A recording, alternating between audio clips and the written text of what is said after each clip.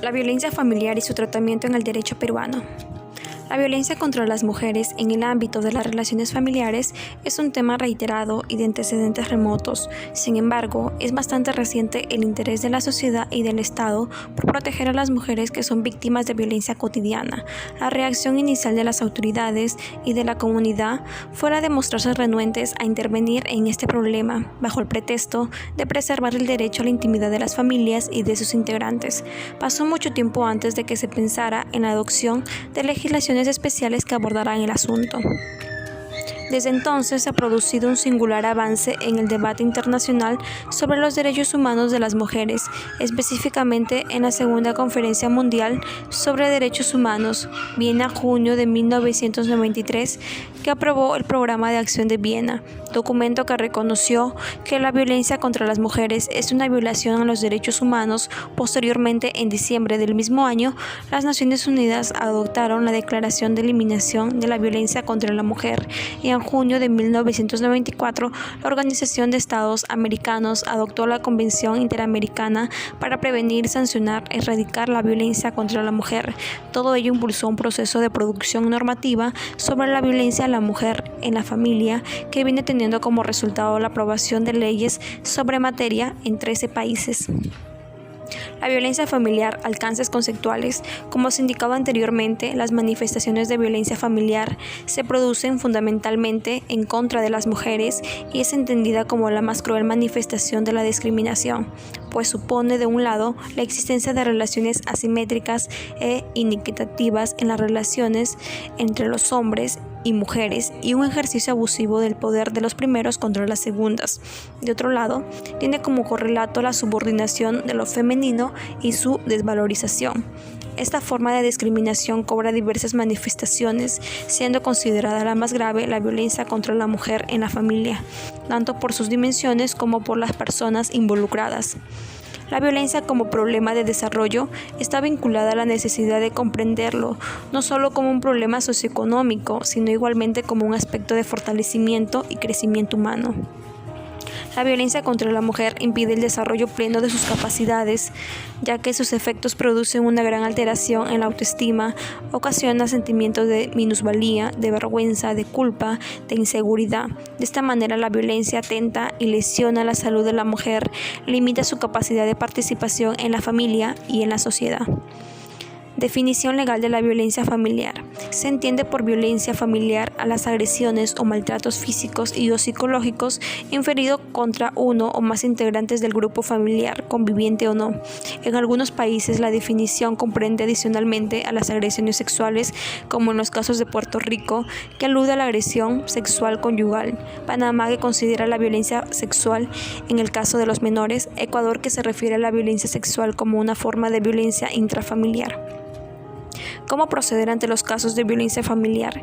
La Ley 3036-4, Ley para prevenir, sancionar, erradicar la violencia contra la mujer y los integrantes del grupo familiar, han incurrido un sinfín de modificatorias con la única finalidad de uniformizarla en el proceso penal.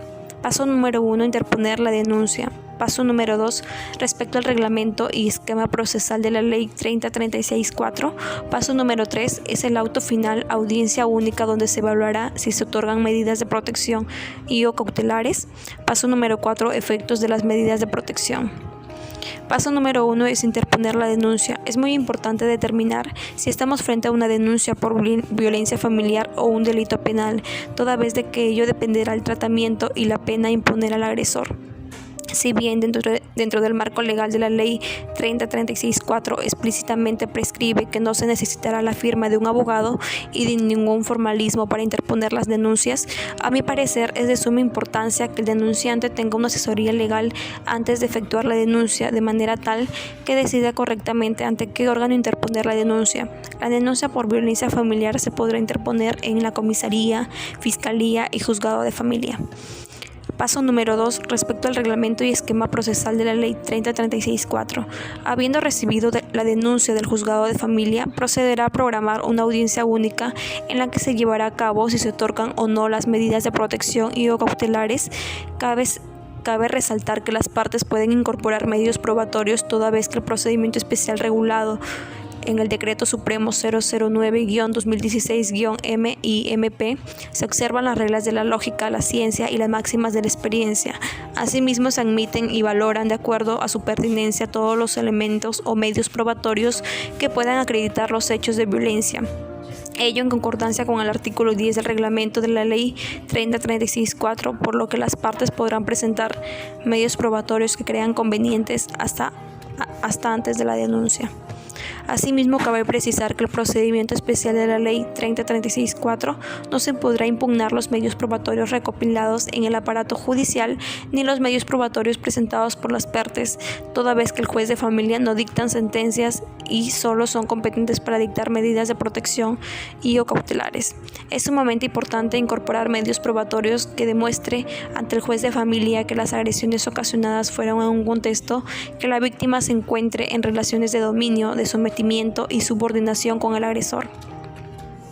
Paso número 3. Auto final, audiencia única, donde se evaluará si se otorgan medidas de protección y o cautelares. Es importante precisar que todas las medidas de protección y o cautelares siempre se deben dictar en audiencia única, salvo en casos de riesgo severo. Se prescindirá de la audiencia única según el artículo 36 del reglamento de la Ley 3036-4. El juez de familia, antes de dictar el auto final que concede las medidas de protección, deberá analizar exhaustivamente los informes médicos, psicológicos, ficha de valoración de riesgo, atestado o informe policial, medios probatorios presentados por las partes y por último deberá identificar si la supuesta víctima se encuentra en relaciones de dominio, sometimiento y subordinación con el agresor, a efectos de determinar si existen hechos de violencia que sean pasibles de medidas de protección. En el caso que una de las partes no esté de acuerdo con las medidas de protección y o cautelares, podrá apelar según las reglas del procedimiento especial en el artículo 42 y 43 del reglamento de la Ley 3036-4. Paso número 4. Efectos de las medidas de protección. Las medidas de protección y o cautelares perdurará hasta que el proceso subsista, por lo que durará hasta que concluya el proceso ante el juez penal o juez de paz letrado penal. En el caso que la Fiscalía decida archivar el caso, las medidas de protección y o cautelares cesarán según el artículo 23 de la Ley 3036-4. Reflexiones finales. A lo largo del presente artículo hemos podido constatar que la protección normativa de las víctimas de violencia familiar es relativamente reciente. Por tal motivo corresponde a las autoridades responsables de la aplicación de esta legislación desarrollar pactos de actuación eficaces para la protección de los derechos afectados por este grave problema. En este orden de ideas, somos de la opinión que ha de tenerse presente lo siguiente: la violencia contra la mujer en el ámbito de las relaciones familiares es un problema complejo que constituye un obstáculo para el desarrollo de nuestras sociedades. Aunque la ley peruana presta puntual atención en el campo penal como mecanismo para enfrentar la violencia en la familia, se estima que ubicar este tipo de agresiones en el ámbito penal puede contribuir a disuadir a muchos agresores de la comisión de estos hechos, así como proyectar una postura social de rechazo y censura a la violencia familiar. Respecto del carácter conciliatorio que se le otorga a este tipo de procesos, la experiencia peruana y la de otros países latinoamericanos que han puesto en práctica estas normas nos alerta sobre el uso erróneo y distorsionado que algunos operadores de justicia hacen de la institución de la conciliación, más entendiéndola como una reconciliación que prioriza la preservación de una mal concebida unidad familiar y que deja de lado la protección de la víctima. No más violencia, basta ya. Gracias.